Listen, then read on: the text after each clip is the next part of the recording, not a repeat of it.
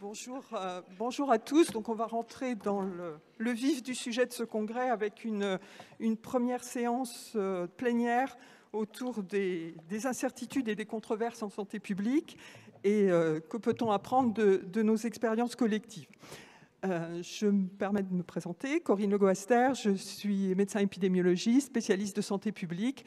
Je travaille encore à Santé publique France sur un temps partiel et je suis ravie de vous accueillir et d'avoir pu avoir l'honneur et le plaisir de présider le comité scientifique de ce congrès et de travailler avec Marion et avec toute l'équipe de la SFSP. Voilà, on va tout de suite passer, on est un petit peu en retard, aux présentations, et c'est donc Caroline Olivier-Yaniv qui va venir vous faire la première intervention. Donc, Caroline Olivier-Yaniv est docteure en sciences politiques. Elle est actuellement professeure en sciences de l'information et de la communication à l'université de Paris-Est de Créteil. Elle est spécialiste de la communication dans les politiques publiques et de la communication publique en matière de santé. Elle est membre du laboratoire CEDITEC, qui est le centre d'études des discours, images, textes, écrits et communications, dans le cadre duquel elle a analysé les discours médiatiques sur les cancers, ainsi que, en particulier, les controverses vaccinales, dont elle va, je pense, plus spécifiquement vous parler aujourd'hui. Et elle est conceptrice d'un diplôme d'université sur les enjeux de communication en santé qui va ouvrir à l'université Paris-Est de Créteil en janvier 2022. Merci beaucoup d'avoir accepté d'intervenir dans ce congrès. Je vous laisse la parole pour votre intervention. Merci beaucoup. Merci de cette présentation. Bonjour à toutes et à toutes. Je voudrais d'abord dire que je suis très heureuse d'être parmi vous aujourd'hui. Il a été question d'inter et de pluridisciplinarité pour travailler sur la santé publique. Je crois que mon intervention et celle de mon voisin sont la preuve que cette pluridisciplinarité est en action, puisqu'on est tous les deux spécialistes de sciences sociales. Voilà, il a été déjà question à plusieurs reprises depuis le début de ce congrès, depuis les premières prises de parole, des crises sanitaires. Évidemment, celle à laquelle on pense tous, c'est celle dont on espère qu'on est en train de sortir, la crise de la Covid. Mais nous le savons tous aussi, les crises ou les affaires, j'utilise là les termes du langage courant, les crises, les affaires sanitaires, elles sont nombreuses, elles ont été très nombreuses depuis le début du XXIe siècle.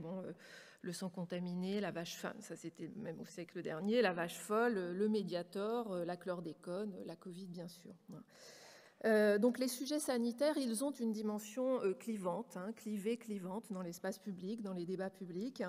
Et en forçant un peu le trait, on pourrait même dire que la santé publique peut être travaillée, peut être abordée, peut être observée à partir de ces crises, de ces controverses, de ces polémiques. Je dis en forçant un peu le trait, mais en fait, c'est même pas en forçant un peu le trait, puisque c'est un domaine d'étude qui est travaillé par la sociologie des sciences et des techniques, par la sociologie politique, par les sciences de l'information et de la communication, donc qui est mon domaine d'appartenance, qu'on appelle dans d'autres pays du monde Media Studies. Donc ce sont des objets à part entière et qui abordent la santé, les questions sanitaires et la santé publique à partir des débats, des controverses et des polémiques qui les caractérisent. Alors, débats, controverses, polémiques, ce sont des formes parentes, ce sont des notions parentes, mais qui ont quand même des définitions différentes.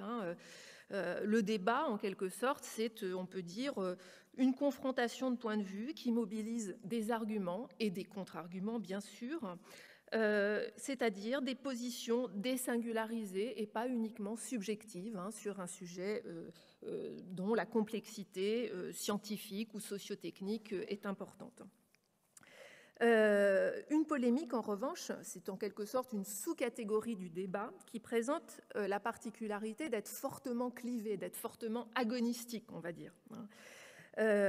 Donc il y a une dimension agonistique plus intense, et dans une polémique, on va trouver des marqueurs de colère, des marqueurs d'indignation, même de violence verbale, de sarcasme, etc. Et la polémique est un type d'intervention qui peut aussi être volontaire, oui, pour renforcer les antagonismes. La polémique, elle a aussi cette caractéristique d'être un échange qui est très peu susceptible d'aboutir à un accord, puisque les acteurs qui sont impliqués dans une polémique ont généralement tendance à présenter les positions adverses en les condamnant. Une controverse, c'est aussi un débat fortement polarisé, mais dont la polarisation fait l'objet généralement d'une argumentation plus poussée qu'une polémique. En tout cas, une controverse, c'est vraiment ce qu'on peut appeler, ce qu'on peut considérer comme une lutte définitionnelle sur la définition et sur la construction d'un problème complexe sur le plan scientifique ou technologique. Et aussi sur les solutions à lui apporter, et ceci, encore une fois, bien souvent, indépendamment de sa gravité objective ou objectivable, par exemple, en termes de morbidité. Alors, ces luttes définitionnelles, ces controverses, si on les comprend comme des luttes définitionnelles, elles sont en interdépendance avec la situation d'incertitude. Les controverses produisent de l'incertitude. Elles produisent de l'incertitude parce que, par exemple, dans le cas d'une controverse scientifique, que je vais distinguer dans mon propos d'une controverse politique, donc les controverses scientifiques, elles précèdent la production d'un fait ou d'un savoir, mais alors que dans le cas d'une controverse politique, une controverse contribue, voire vise, à empêcher la production d'une acception partagée ou d'un consensus sur un sujet donné ou sur une situation. Donc les controverses produisent de l'incertitude. Interdépendance aussi parce que les controverses se nourrissent de l'incertitude. Les controverses se nourrissent de l'absence de savoir stabilisé,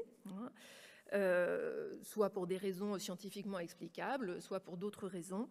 Les controverses se nourrissent aussi de la remise en cause des savoirs et des connaissances, mais les controverses se nourrissent enfin également de la mise en cause de ceux qui produisent les savoirs ou qui fondent leurs décisions sur ces savoirs. Enfin, façon de structurer mon propos, bien sûr, l'articulation entre controverse et incertitude, elle est aussi liée à la situation, plutôt qu'à l'idée, de défiance.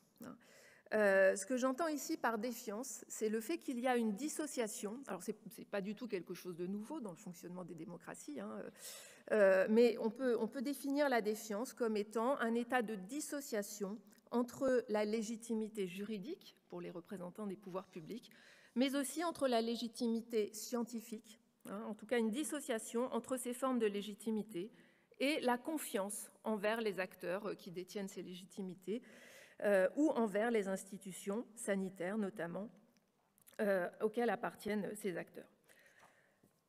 Donc, sur la base de ces définitions générales, moi je me suis dit qu'aujourd'hui, ça pouvait être intéressant de parler plus particulièrement des vaccins et de la vaccination, qui sont des cas d'école, qui constituent un cas paradigmatique de ce phénomène de mise en controverse de la santé publique. D'abord parce que, évidemment, les vaccins, la vaccination ont été un objet de controverse, un objet parmi bien d'autres, évidemment, mais un objet de controverse pendant la pandémie de la Covid-19, et aussi parce que, ensuite, parce que c'est un sujet à partir duquel on peut tenter de désingulariser ce qui s'est passé pendant cette pandémie, en rappelant rapidement l'épaisseur historique, évidemment, des controverses vaccinales et en les mettant en perspective avec d'autres controverses qui se sont déployées depuis une dizaine d'années au sujet des vaccins et de la vaccination. Alors, je vais tenter de... Voilà, ça marche. Alors, vous avez là un florilège volontairement désordonné de manifestations, de controverses relatives aux vaccins et à la vaccination.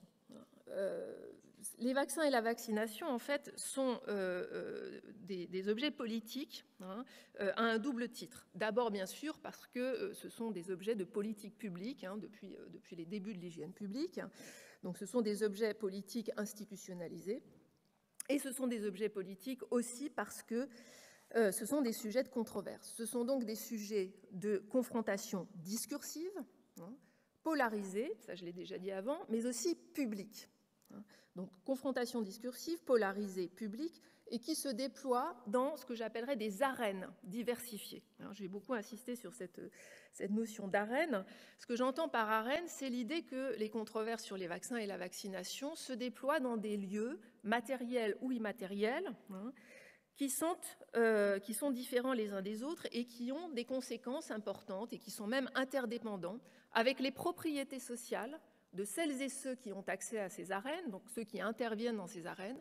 Et ces arènes, elles présentent aussi des différences du point de vue des publics qui ont accès aux arguments et contre-arguments qui s'échangent dans ces lieux matériels ou immatériels, dans lesquels on va bien sûr trouver les médias, mais en prenant en considération plusieurs familles ou plusieurs catégories de médias, évidemment, puisque vous avez tous, je ne sais pas dans quelle mesure vous êtes usagers des réseaux sociaux et desquels en particulier, mais on a tous spontanément conscience que ce ne sont pas les mêmes personnes qui ont accès au journal télévisé, au plateau des chaînes d'information en continu, ou bien qui ont un grand nombre de suiveurs sur Twitter ou sur Facebook, etc. Bien. Deuxième point au sujet du pouvoir vaccinal comme sujet de controverse, un petit rappel rapide. Les controverses relatives au vaccin et à la vaccination ont toujours existé. Elles sont même constitutives de l'histoire de la vaccination. Il y a des travaux passionnants de l'historienne et médecin Anne-Marie Moulin sur ce sujet. Il y a aussi des travaux extrêmement riches en sociologie des techniques et de l'innovation qui montrent à quel point l'imposition et la construction du pouvoir vaccinal ont été traversées par des doutes, par des controverses, justement, dans le monde professionnel médical, en particulier au sujet de l'expérimentation humaine et aussi de la définition clinique de la vaccine.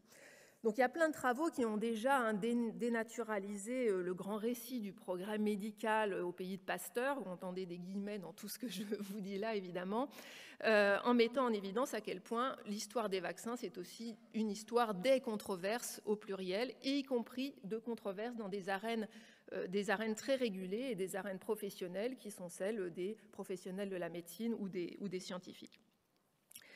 Alors, une fois qu'on a dit ça, peut-être revenir sur la période actuelle et dire quelques mots de ces spécificités. Ce qui apparaît particulièrement, ce qui me semblait important à retenir pour caractériser la période actuelle sur ces questions de controverses vaccinales, c'est d'abord bien sûr rappeler la complexité biosociale du vaccin. Le vaccin est un instrument de prévention à l'échelle populationnelle qui, simultanément, est dépendant de décisions individuelles. Or là, de ce point de vue-là, le vaccin, il est en confrontation, il est contredit, en quelque sorte, au fait que la norme de prévention, eh bien, on sait qu'elle est très diversement appropriée selon les groupes socioculturels. Et quand je dis ça, il s'agit d'une proposition complètement différente de celle qui consiste à considérer qu'il y aurait une incompréhension par les populations du fonctionnement biologique du vaccin, où on est évidemment sur une conception de la norme qui n'a rien à voir avec le fait de présupposer l'irrationalité de la population. Dans un contexte de démocratie sanitaire, c'est un point qui va être longuement développé dans ce congrès, dans un contexte de démocratie sanitaire, autre point important à souligner, l'accès aux informations relatives à la santé peut être fait aujourd'hui indépendamment des professionnels de santé et y compris des professionnels de la prévention, bien sûr, via des médias, via des associations de patients, etc., etc. On est donc dans un contexte où il y a une redistribution des pouvoirs, ou au moins des pouvoirs informationnels, entre des acteurs, individus, patients ou publics de la prévention et les professionnels de la santé. Et cette redistribution des pouvoirs, elle est largement liée aux transformations des pratiques d'information et des pratiques de communication. Enfin, pour continuer de caractériser les spécificités de la période, il me semble important de souligner que notre période est aussi caractérisée par la vulnérabilité ou par la mise en évidence de la vulnérabilité des institutions sanitaires face à des pratiques d'influence qui visent la défense d'intérêts économiques. une longue périphrase pour désigner ce qu'on appelle dans le langage courant le lobbying, et dont les sciences sociales se sont emparées aussi. Le lobbying, c'est pas juste voilà, ce n'est pas juste un fantasme, et qu'on voit bien aussi, phénomène qu'on voit bien, qui est rendu manifeste très récemment lors du procès du Mediator, qui a rendu public les réseaux d'influence d'un laboratoire auprès d'acteurs du système de santé et de scientifiques et de médecins à la déontologie défaillante. Voilà. Alors, sur ces éléments étant précisés, je vais essayer je vais plus particulièrement m'attacher à revenir sur la notion de controverse et insister sur deux caractéristiques des controverses vaccinales aujourd'hui. Et d'abord, insister sur le fait que ces controverses sont hétérogènes, et ensuite que ces controverses circulent, qu'elles se déplacent entre ces arènes diversifiées que j'ai évoquées tout à l'heure. Et vous avez là à l'écran, vous avez peut-être, pendant que je parlais, vous avez dû regarder ces images que j'avais mises sur cette diapositive, vous avez là des exemples de formalisation, de manifestations dans des arènes différentes, de composantes de certaines controverses vaccinales. Alors, les controverses vaccinales sont hétérogènes. Qu'est-ce que ça veut dire ? Ça sert en quelque sorte tout simplement à illustrer l'idée que les controverses vaccinales ne sont ni immuables, ni continues, ni pérennes. Elles ont une forme de rémanence, elles évoluent, elles ressurgissent. Et leur caractère séquentiel, finalement, repose à la fois sur des thématiques diversifiées. C'est ce que vous avez sur la gauche de cette diapo. Donc, chacune de ces thématiques peut être amené à être mobilisé dans une controverse, avec des cadrages contradictoires, bien sûr. Ces cadrages peuvent être plus ou moins argumentés, plus ou moins émotionnels, plus ou moins rationnels. Et ce caractère plus ou moins rationnel, plus ou moins émotionnel, il va notamment être lié à la nature de l'arène et aux conditions d'énonciation qu'elle favorise. Ces thématiques, elles peuvent être liées entre elles, mais pas toujours, c'est-à-dire qu'on peut avoir une controverse sur l'obligation vaccinale qui n'aura pas de rapport avec la mise en cause de certains produits vaccinaux, ou inversement. Et puis, deuxième facteur important d'hétérogénéité, le type d'arène. Il y a des controverses sur les vaccins et la vaccination dans des arènes qu'on peut qualifier tantôt de discrètes, qui sont très régulées, des arènes semi-publiques et des arènes publiques complètement dérégulées, dans laquelle, bien sûr, et ça tout le monde le sait parce que ça fait partie du langage courant, et je ne trouve plus le terme, mais ça me reviendra, tout le monde pense aux réseaux sociaux, mais la rue fait également partie des arènes dans lesquelles les controverses sont dérégulées, et je pense qu'on en a eu une manifestation très emblématique. Vous avez dû tous voir des images, j'en avais remis une dans la diapo d'avant, des pancartes dans les manifestations très récentes contre l'obligation vaccinale Covid. On a bien là je n'ai volontairement pas mis certaines photos de toutes les pancartes qui étaient dans ces manifestations, mais on a bien là la preuve que la rue est un espace public dérégulé et une arène publique dérégulée. Au sujet de la vaccination, comme d'autres sujets, bien sûr. Alors, juste, je voudrais prendre un exemple, pour illustrer ce caractère composite ou hétérogène des controverses vaccinales, qui est un exemple qui n'est pas immédiatement récent, c'est la controverse sur les risques relatifs aux adjuvants aluminiques dans les vaccins, dont certains d'entre vous se souviennent probablement. Elle a été particulièrement vive au milieu des années 2010, c'est-à-dire au moment où le ministère de la Santé travaillait sur un double scénario. Faut-il rendre les vaccins pour les jeunes enfants obligatoires, ou faut-il tous les rendre recommandés ? On a là le cas d'une controverse qui était close dans le monde scientifique, c'est-à-dire dans l'arène discrète, très professionnalisée, très régulée des congrès scientifiques, des revues, etc. Et on a là une controverse qui a été rendue visible dans l'espace public, c'est-à-dire dans des médias d'information, via l'activisme et les mobilisations d'une association de soutien à des personnes malades, l'association d'entraide aux malades de la myofasciite à macrophage, via l'éditorialisation à la fois des travaux scientifiques, mais aussi surtout de la trajectoire d'un des scientifiques français qui était l'auteur de plusieurs travaux sur la relation entre les adjuvants aluminiques dans les vaccins et le syndrome de fatigue chronique, via également, changement d'arène, via également le soutien d'élus bénéficiant de ce qu'on va considérer comme un capital politique, mais aussi un capital médiatique, et qui critiquent ces responsables politiques, bien souvent, l'emprise des laboratoires pharmaceutiques sur les choix de fabrication des produits vaccinaux. Cette controverse, elle portait sur un produit vaccinal, en l'occurrence sa composition, mais elle ne portait pas sur l'obligation vaccinale.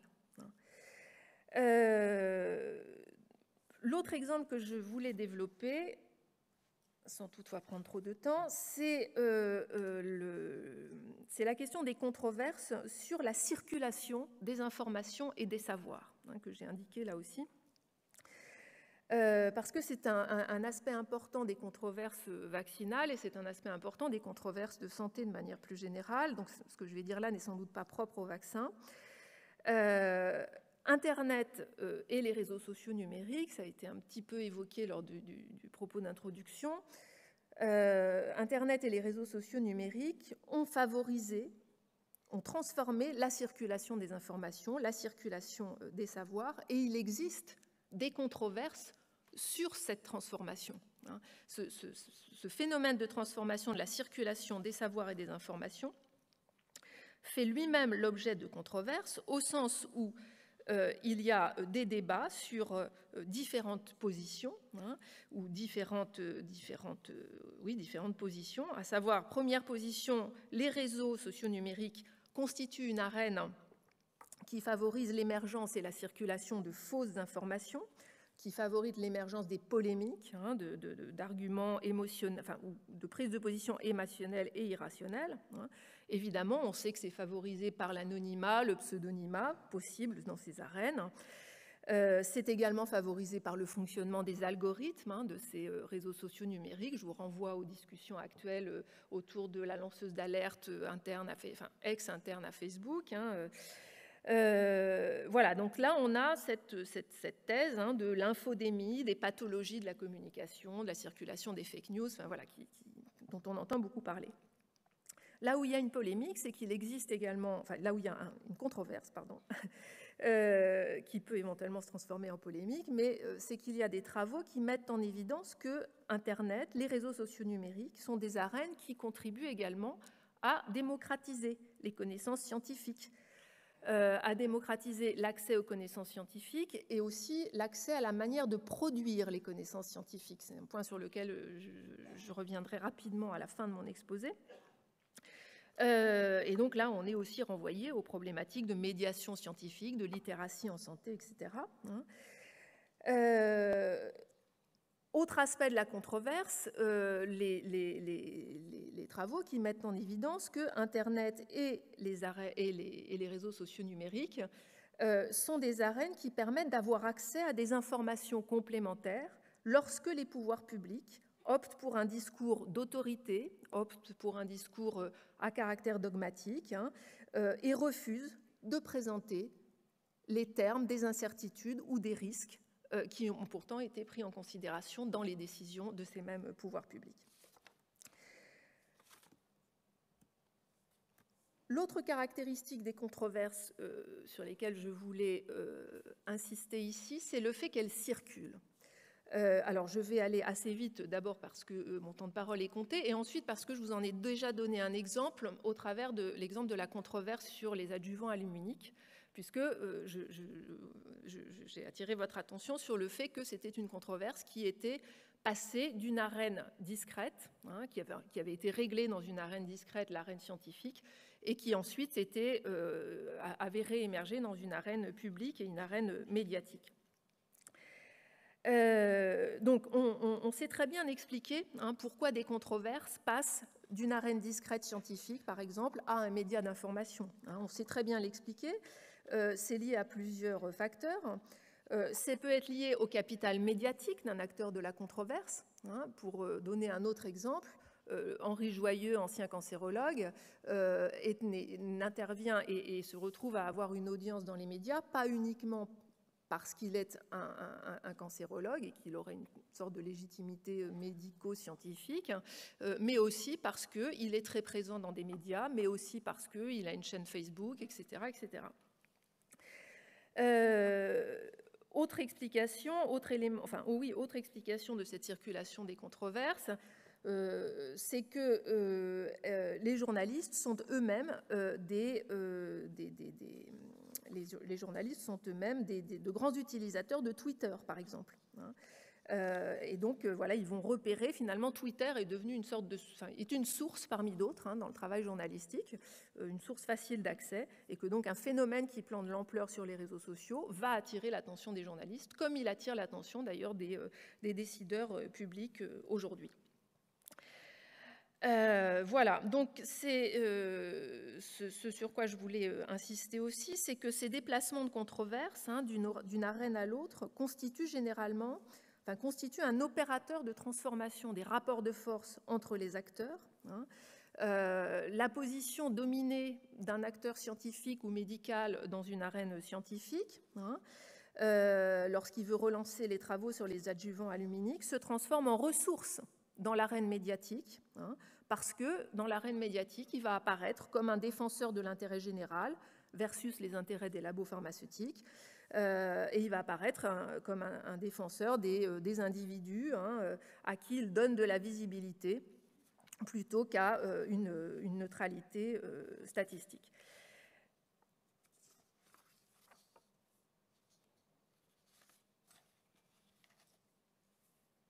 Le dernier point que je voulais évoquer au sujet de cette transformation des arènes, au sujet de ces circulations des arènes, porte sur finalement les caractéristiques des acteurs sociaux qui favorisent les changements d'arène. J'ai évoqué tout à l'heure le cas du capital médiatique d'Henri Joyeux et de sa capacité à faire émerger sa pétition de 2015 dans des médias d'information et de ne pas la confiner au numérique. Une partie de ces acteurs ont aussi un capital politique. Et quand Henri Joyeux intervient sur les vaccins ou quand une ancienne chercheuse de l'INSERM intervient aujourd'hui dans les manifestations de rue contre l'obligation vaccinale contre la Covid, on a là aussi des gens qui ont des prises de position politiques dans d'autres sphères, en général des sphères proches de l'extrême droite, et en tout cas de la droite très conservatrice. Et on a là des projets, pour le coup, on a là en tout cas des dynamiques de controverses et de polémiques qui, à l'évidence, deviennent contre-scientifiques et visent à déplacer sur le terrain de l'opinion et sur des enjeux politiques des controverses qui n'ont plus que des attributs, scientifiques liés au passé professionnel des personnes. Alors, des pistes de discussion pour clore cette intervention et qui, me semble-t-il, pouvaient faire écho à la suite des travaux dans le cadre de ce congrès. Voilà, les controverses vaccinales sont en quelque sorte un cas d'école des controverses en matière sanitaire. Ce que j'ai essayé de mettre en évidence, c'est à quel point elles avaient un caractère évidemment multifactoriel, composite et mouvant et changeant. Et que surtout, elles sont animées par des logiques scientifiques, par des logiques également politiques et économiques. L'intérêt pour moi aussi de souligner ce phénomène de circulation et en même temps de transformation de ces controverses, c'est qu'elle nous invite, me semble-t-il, à prendre acte des situations d'incertitude, plutôt que d'essayer de dénier l'incertitude ou de la neutraliser. Et donc, les questions que je pose là sur cette diapositive, en fait, ce sont un peu des questions rhétoriques, parce que dans ce que j'ai dit avant, il y a des réponses à ces questions.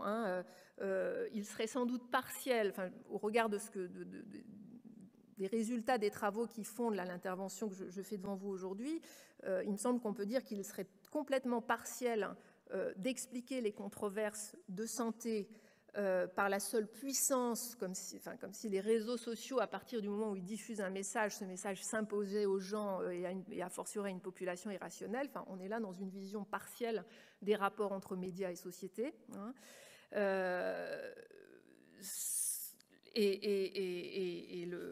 Le dernier point du coup, ça renvoie à la dernière question de cette diapositive, à savoir que pour contourner cette vision un petit peu monolithique, ou en tout cas très du haut vers le bas des controverses vaccinales et des controverses liées à la santé de manière générale, il faut probablement continuer à travailler sur ces questions de médiation scientifique des savoirs, mais aussi médiation scientifique des incertitudes dans la production des savoirs.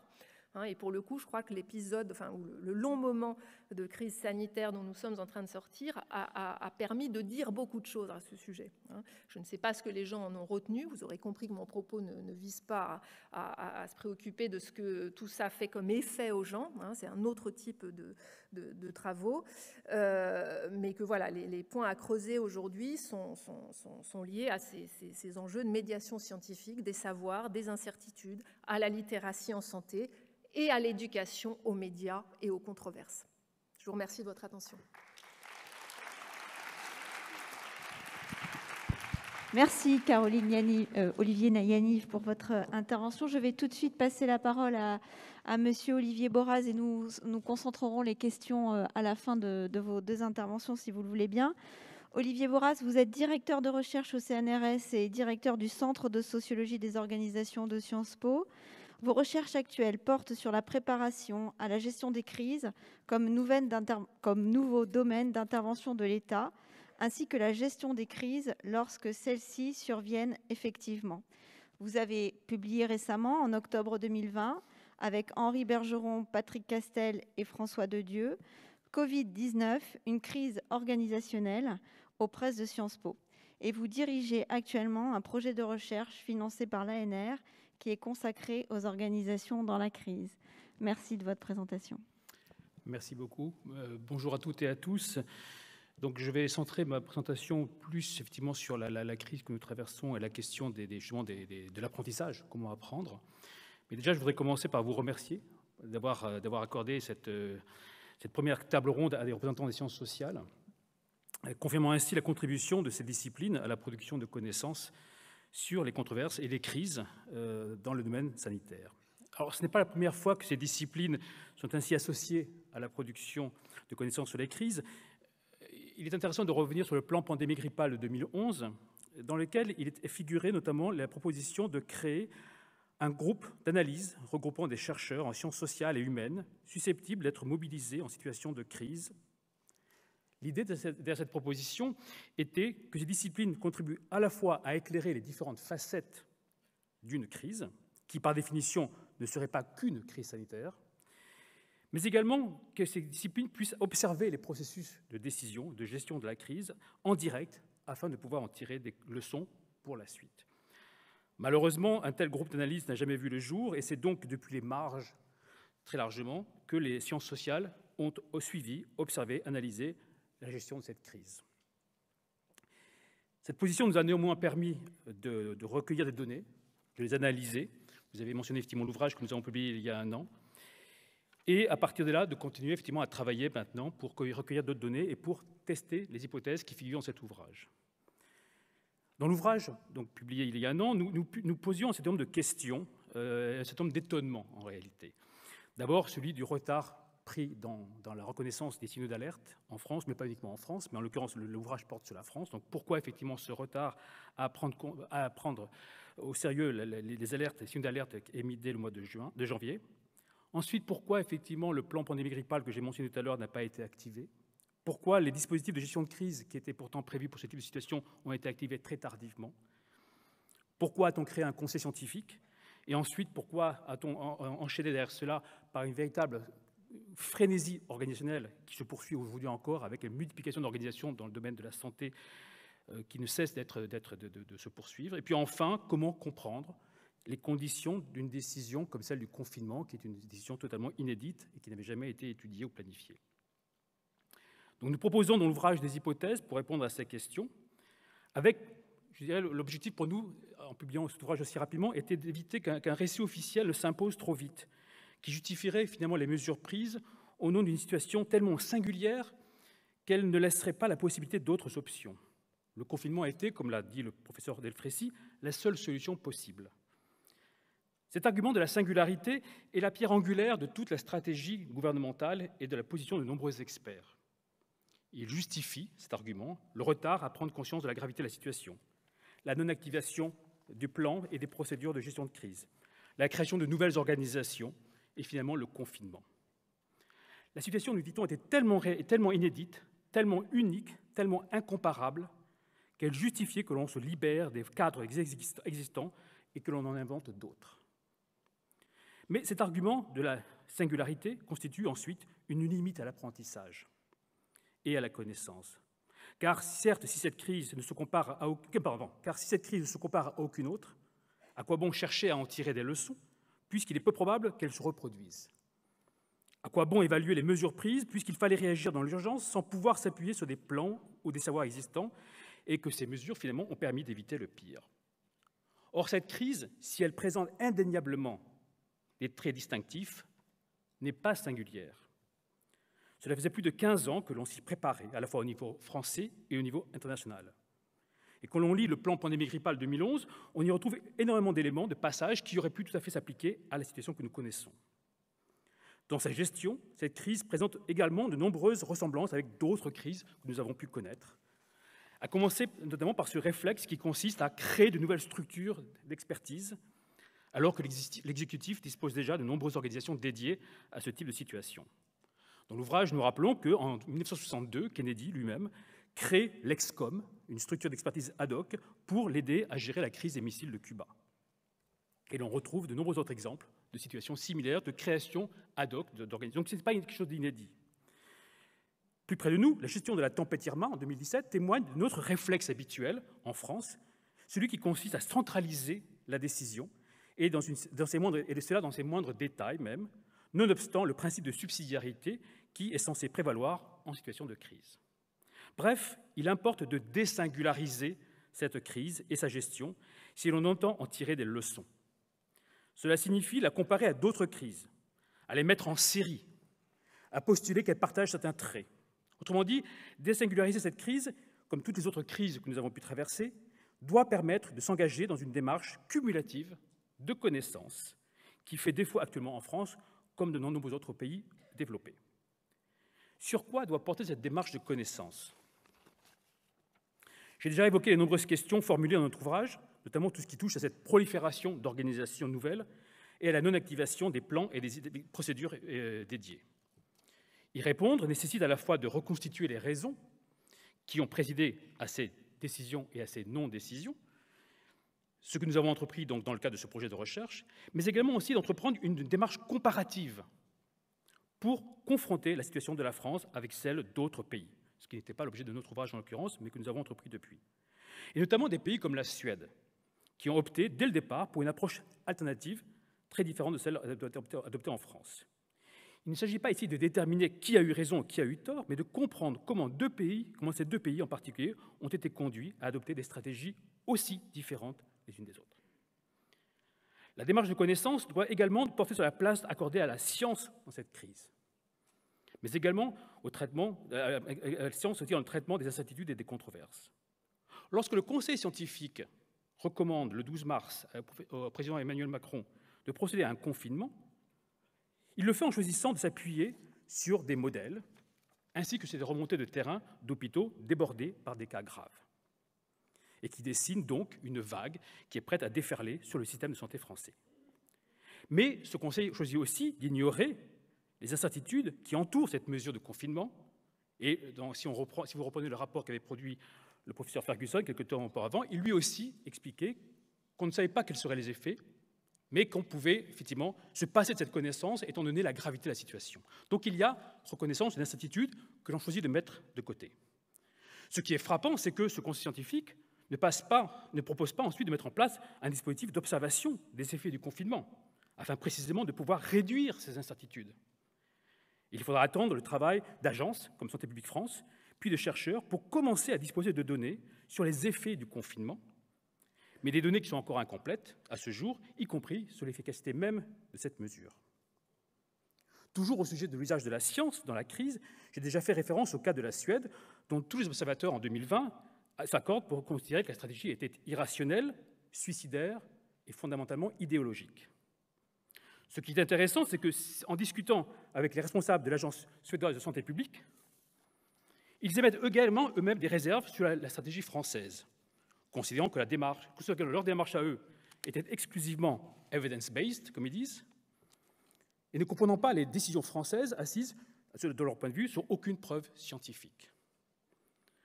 Dernier point, la controverse qu'a déjà évoquée Caroline. J'ai déjà évoqué donc le cas de Kennedy en 1962. Lorsqu'il crée l'ExCom, il prend bien soin d'y mettre des individus dont il sait qu'ils sont en désaccord les uns avec les autres. Il ne veut pas être prisonnier des agences existantes, donc créer cette structure indépendante, mais il veut une démarche contradictoire qui permet de mettre à l'épreuve les différentes options et d'en tester la robustesse. Et en l'occurrence, c'est ce qui conduira à la décision du blocus. Là aussi, une décision totalement inédite. Or, on n'entoure rien de similaire dans le cas du Conseil scientifique en France, dont très vite les membres se retrouvent autour d'une représentation partagée de la crise et des mesures à prendre pour la résoudre. Ce qui peut s'assimiler à un phénomène de groupthink va conduire ce Conseil ensuite à écarter des informations et des données qui vont à l'encontre de cette représentation, avec pour effet donc de déplacer la controverse vers l'arène médiatique, comme a pu le décrire Caroline. Ce n'est pas la seule raison pour laquelle ce transfert a eu lieu, mais la composition du Conseil scientifique et son mode de fonctionnement a très largement contribué à ce déplacement vers l'arène médiatique.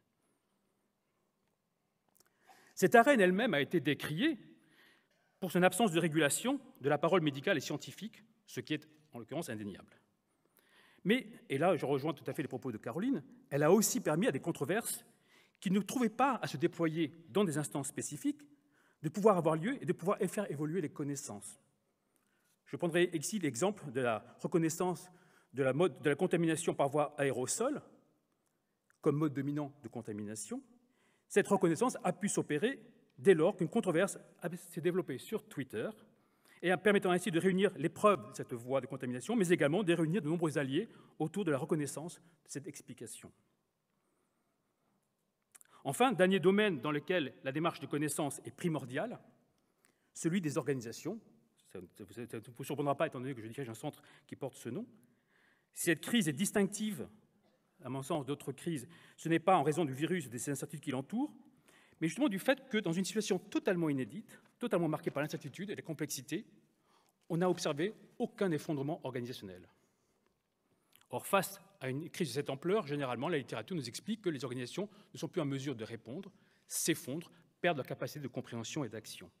Ce n'a pas été le cas ici.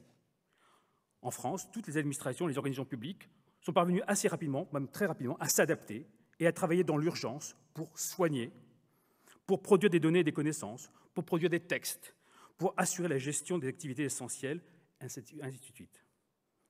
Et il faut donc comprendre comment cela a été possible. De ce point de vue, les différents retours d'expérience, les rétex, comme on dit, et les rapports d'inspection, les rapports d'enquête, les rapports parlementaires, sont rarement utiles. Ils cherchent surtout à pointer ce qui n'a pas fonctionné, les dysfonctionnements, les erreurs. Mais ils s'interrogent rarement sur ce qui a fonctionné, sur les conditions qui ont rendu possible la coopération et la coordination entre les acteurs, dans une période justement marquée par l'incertitude et la complexité.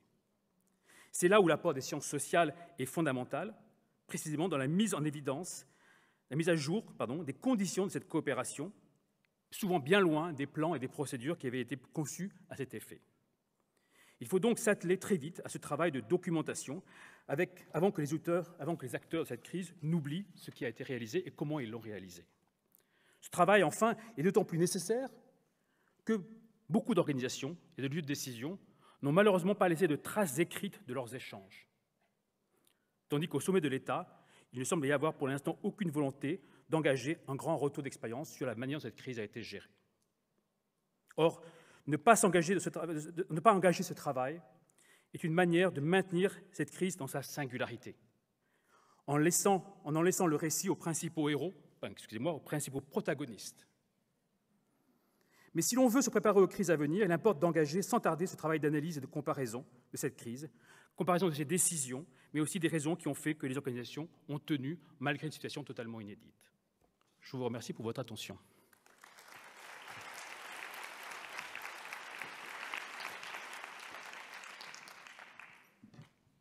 Merci beaucoup à tous les deux pour vos interventions.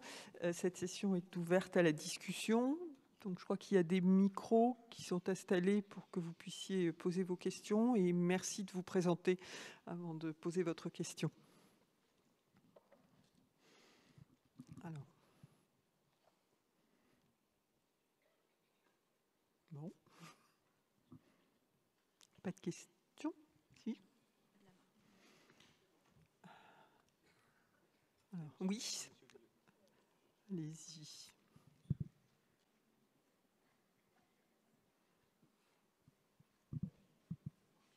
Oui, Thierry, vous m'entendez?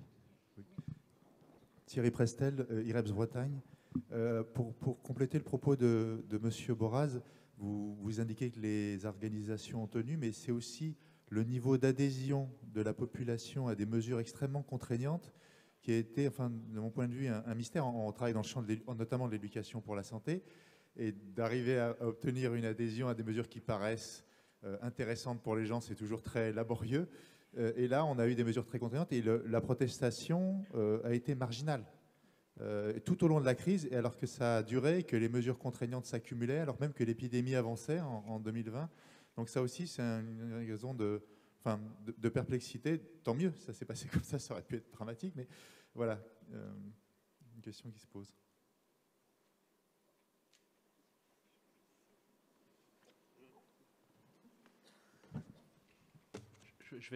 Vous avez tout à fait raison. Effectivement, des études ont montré qu'il y a 2 pays en Europe dans lesquels le respect...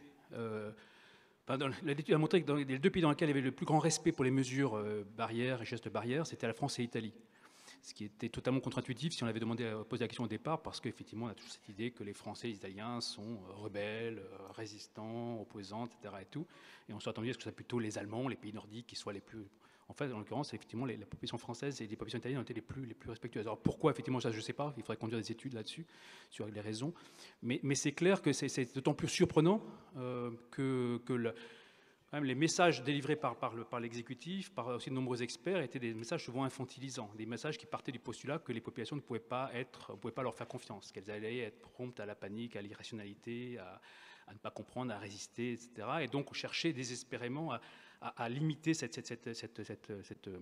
capacité d'irrationalité, alors qu'en l'occurrence, très vite, on a vu les changements de comportement avant même le confinement. Les études montrent de ce point de vue-là que les changements de comportement significatifs ont eu lieu avant le confinement et peuvent expliquer en partie les résultats qu'on a vu très vite se dessiner en termes de diffusion du virus. Donc c'est effectivement un sujet très intéressant, mais qui montre bien justement et on n'en a pas encore tiré suffisamment les leçons, qui montrent bien qu'à partir du postulat que les populations sont irrationnelles, désobéissantes, promptes à l'émotion, est un postulat faux. D'abord, ça a été montré de très longue date dans l'étude des crises, hein, donc il n'y a pas que celle-ci, c'est un postulat qui est faux, mais qui est tellement ancré dans la vision des pouvoirs publics et des communicants aussi. La nudge unit qui a inspiré une bonne partie des communications du gouvernement partait du principe que on ne pouvait pas faire confiance aux individus et qu'il fallait effectivement les contraindre, alors par des voies soft, comme on dit avec le nudge, mais qu'il fallait effectivement, on partait du principe d'une irrationalité.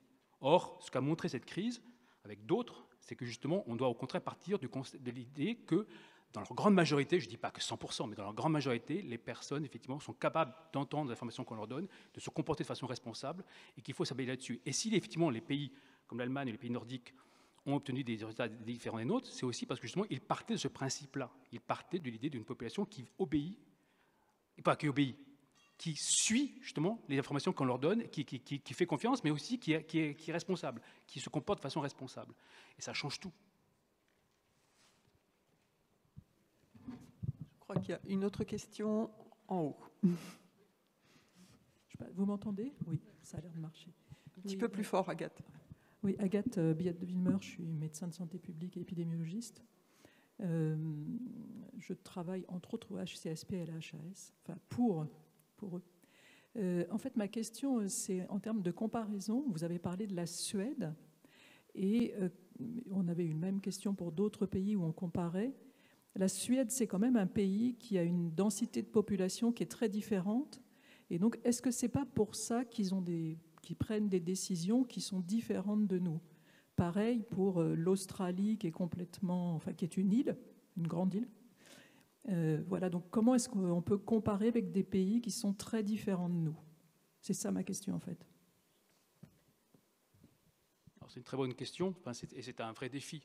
C'est-à-dire que là, effectivement, cette crise, d'abord, elle est marquée quand même par un souci permanent de la comparaison. Donc les pays n'ont cessé de se comparer les uns aux autres, de se mesurer les uns aux autres. Donc c'est tout à fait inédit comme situation, et c'est tout à fait intéressant à essayer de comprendre et d'étudier. Mais ensuite, pour nous, sociologues, politistes, historiens aussi, arriver à comparer, c'est très difficile parce qu'effectivement, il y a énormément de variables qui entrent en ligne de compte, qui peuvent modifier effectivement les termes de la comparaison. La Suède est un pays effectivement très grand, avec très faible densité. Maintenant, si vous regardez quand même, la Suède est un pays très dense dans la plupart des grandes villes du Sud. Donc la population se concentre dans les grandes villes du Sud. Et de ce point de vue-là, effectivement, quand vous discutez avec les Suédois, ils vous disent on a beaucoup plus grande densité de population chez nous que nos voisins finlandais, norvégiens, ce qui est tout à fait exact. Donc il y a effectivement des dimensions de densité qui a pu jouer, mais en l'occurrence, dans le cas suédois, je ne pense pas que ce soit le principal variable explicative. En tout cas, je pense que ce n'est pas un élément qui peut être expliquer les différences. Je pense qu'il y a d'autres variables qui peuvent expliquer les différences ou les similitudes avec la France. Les différences avec les pays voisins, c'est la taille de sa population immigrée. On a 30% de population immigrée en Suède, ce qui est tout à fait différent de la Norvège, de la Danemark et de la Finlande. On a une très forte concentration de population dans les grandes villes. On a un système de maisons de retraite privatisées qui a aussi très largement contribué à la diffusion. Donc on a des éléments qui peuvent permettre effectivement d'expliquer le cas suédois. Et quand vous discutez avec les Suédois, eux, ils vous disent, nous, on ne se compare pas avec les Danois, les Finlandais et les Norvégiens. Ils discutent en permanence entre eux, donc ils se connaissent très très bien. Et nous, on se compare à l'Allemagne et à la France. Nous, on considère qu'on est beaucoup plus comparable à l'Allemagne et à la France en termes de structure économique et sociale, en termes aussi d'ouverture sur le reste du monde, avec les transferts, les voyages, les échanges. Donc en fait, mais donc c'est bien, il y a donc bien effectivement quelque chose d'intéressant à creuser de ce point de vue-là.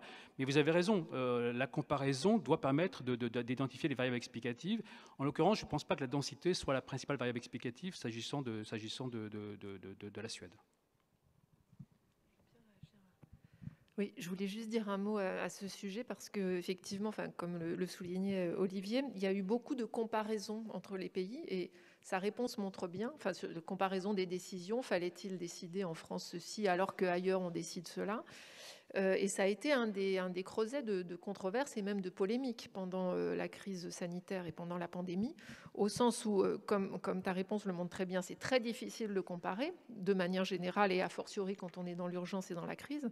Et donc là, on est dans le cas d'une controverse sur les décisions sanitaires qui est complètement absolument pas scientifique là non plus, mais qui vise à engager de la polémicité et à politiser la controverse, alors pour des raisons politiques qui peuvent être partagées ou pas, hein, je ne porte pas de jugement là-dessus, mais on voit bien comment s'entremêlent des logiques d'action politique avec des logiques d'action sanitaires ou dans ce contexte.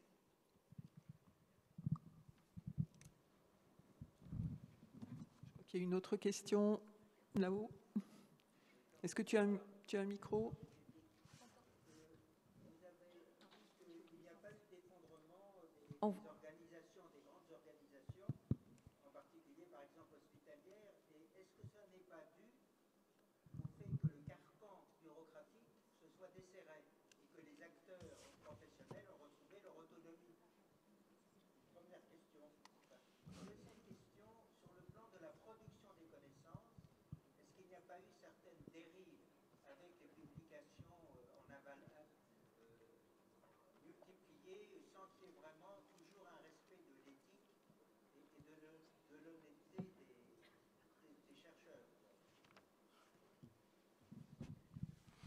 Alors, sur l'hôpital, mon carcan un peu, mais effectivement, dans l'ouvrage, nous consacrons un chapitre entier à expliquer la coopération inédite observée dans les hôpitaux. Et justement, en essayant de dépasser l'explication habituelle donnée sur le sens du dévouement, le sens du devoir des personnels qui ont effectivement compris que dans l'urgence, il fallait se rassembler parce que ce sens du dévouement et de devoir, ils l'ont en permanence, ils ne l'ont pas uniquement en termes de crise. Et le reste du temps, l'hôpital est quand même un lieu, comme vous le savez, traversée de tensions, de concurrence et de conflits. Donc, qu'est-ce qui explique effectivement que dans cette crise, il y a eu un tel niveau de coopération? Et alors, donc je ne parlerai pas forcément de carcan, mais c'est clair que ce que nous montrons dans l'ouvrage, c'est qu'il y a eu une levée des contraintes. Contraintes à la fois hiérarchiques, donc le management de l'hôpital a effectivement laissé les médecins s'organiser comme ils le souhaitaient. Lever des contraintes budgétaires aussi, c'est le quoi qu'il en coûte d'Emmanuel Macron, qui rend soudain possible des achats qui auparavant étaient compliqués. Les déprogrammations qui aussi libèrent de la place et du personnel. Et puis enfin, l'autre dernière contrainte qui est très forte dans l'hôpital, qui est la lutte pour les bons patients, le patient intéressant pour pouvoir conduire des recherches et des traitements. Là, pour le coup, il y en avait pour tout le monde. Donc finalement, ce qu'on a montré dans l'hôpital, c'est que cette levée des contraintes a rendu possible la coopération. Et actuellement, on est en train de documenter dans d'autres types d'organisations des situations similaires pour montrer qu'effectivement, ce qui rend possible la coopération, ce n'est pas l'existence d'un plan. Je ne dis pas que les plans sont inutiles, mais que les plans qui ont pu être conçus à l'avance pour organiser la coordination durant les crises sont certes intéressants, mais qu'ils ne permettent pas de penser les conditions de la coopération. Et que ces conditions de la coopération, elles tiennent d'abord à la levée des contraintes qui pèsent habituellement sur les acteurs et qui leur permettent effectivement en plus de ça, l'apport de ressources nouvelles qui permet effectivement de trouver des solutions et des formes de coopération inédites. Donc si on veut effectivement, et c'est en ça que je dis qu'il est vraiment important d'arriver à documenter le plus possible les conditions dans lesquelles les organisations ont pu travailler en cette crise, c'est parce que précisément ces conditions, il faut qu'on puisse effectivement les reproduire la prochaine fois qu'on a une crise de cette nature, voire pire. Et ce n'est pas en révisant les plans qu'on va y arriver. C'est d'abord en comprenant ce qui rend possible la coopération de ces organisations entre des services, entre des individus qui habituellement sont en conflit ou en concurrence. Sur la seconde question, j'avoue que je n'ai pas travaillé dessus, donc je préfère ne pas me prononcer. Je ne sais pas si tu... Je ne vais pas me prononcer non plus, mais votre question m'évoque, en fait, me renvoie à ce que j'ai pu entendre en participant à des webinaires internes à l'AP-HP, qui avaient été organisés à l'initiative du PDG de l'AP-HP, en vue d'informer les personnels de l'AP-HP des résultats sur l'efficacité des vaccins, des rapports coûts-bénéfices sur les différents vaccins, pour préparer et pour anticiper l'obligation de vaccination pour les personnels soignants, enfin en tout cas pour tous les personnels de l'AP-HP. Et moi j'ai pu assister à ces webinaires comme observatrice. Et ce qui m'a frappée, c'est que j'y ai vu des immunologues tout à fait sérieux, reconnus, incontestables sur le plan scientifique, manipuler des informations de nature assez différente, en fait, ou en tout cas et assez atypiques finalement, compte tenu de leurs usages et de leurs pratiques professionnelles classiques. Et c'est-à-dire que les résultats, les résultats sur l'efficacité des vaccins, les rapports coûts-bénéfices étaient fabriqués dans une telle rapidité par les laboratoires pharmaceutiques et par des labos scientifiques associés que il y avait à la fois, ces immunologues mobilisaient des résultats qui tantôt émanaient de publications scientifiques authentifiées, validées par les procédures habituelles, mais ils parlaient aussi parfois en s'appuyant, en se fondant sur des communiqués de presse. Des communiqués de presse émanant des labos sans forcément que les publications scientifiques ne soient encore sorties. Donc c'était extrêmement intéressant parce que ce qui était, me semble-t-il, complètement déontologique de leur part, c'est qu'ils prenaient bien la précaution de préciser si les informations qu'ils mobilisaient ou bien les incertitudes qu'ils avaient encore étaient liées à des publications scientifiques ou bien à des communiqués de presse. Et ce n'était pas juste un détail, je pense que c'était excessivement important du point de vue de leur éthique, de leur déontologie. Alors tout ça reste à approfondir, reste à documenter aussi. Mais bon, voilà, je pense que là, on a été pour le coup... Alors, je ne voudrais pas tomber dans le travers de la singularisation, surtout pas après ce qu'a dit mon voisin. Mais il me semble que là, on a eu quand même pas non plus... Non, j'arrête parce que là, je suis dans le discours de sens commun, mais... je ne sais pas ce que vous en pensez. Avez-vous l'impression qu'on a traversé une phase quand même assez atypique en matière de production des savoirs voilà. Mais ça, c'est une question ouverte, on va dire. Question ouverte à laquelle... Vous m'entendez ? Oui, question ouverte à laquelle nous aurons sans doute d'autres occasions d'en débattre, d'en discuter. Merci beaucoup Caroline et merci Olivier pour cette présentation des débats, controverses, polémiques, de la nécessité de désingulariser les crises et d'en tirer les leçons. Je vous propose de poursuivre le congrès sur les sessions parallèles qui se déroulent dans les différentes salles. Merci beaucoup. Un bon congrès à tous.